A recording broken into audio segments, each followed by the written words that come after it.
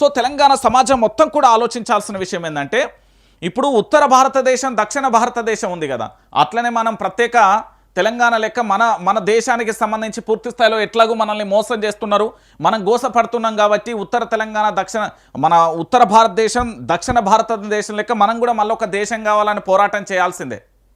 ఖచ్చితంగా ఆ రోజులు దగ్గరనే ఉన్నాయి, అవి కూడా ప్రారంభమైతే మీరు చూడురి ఖచ్చితంగా భవిష్యత్తులో గదే జరుగుతుంది. గిసొంటి కారు కూతలు పిచ్చి కూతలు కూస్తే గిట్లనే అయిపోతుంది.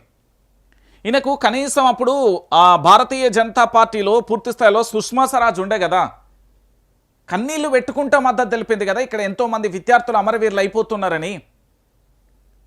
ఆ కన్న తల్లి పేగు బంధం నాకు తెలుసు అని మాట్లాడింది కదా, మరి ఈయన ఎందుకు ఇట్లా మాట్లాడుతాండి ఈ సన్నాసి?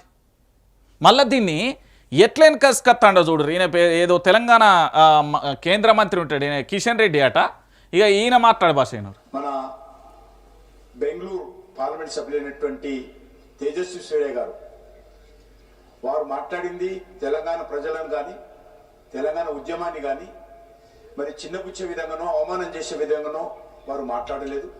ఆ రకంగా మాట్లాడితే అది ఉపసంహరించుకుంటాం.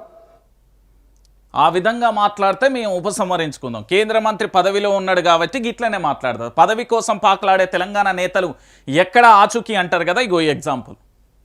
ఒంట్లే రక్తం ఉన్నప్పుడు సలసల సలసలసలమని మసిలినప్పుడు ఎట్లుండాలి? ఈ గడ్డ మీద పుట్టినోళ్లకు రోషం పౌరుషం.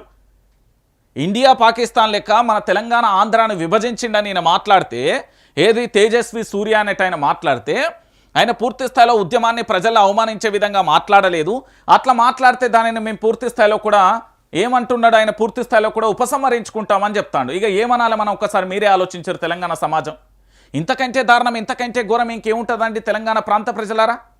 ఇది దారుణమైన విషయం కదా, ఇది ఘోరమైన విషయం కదా.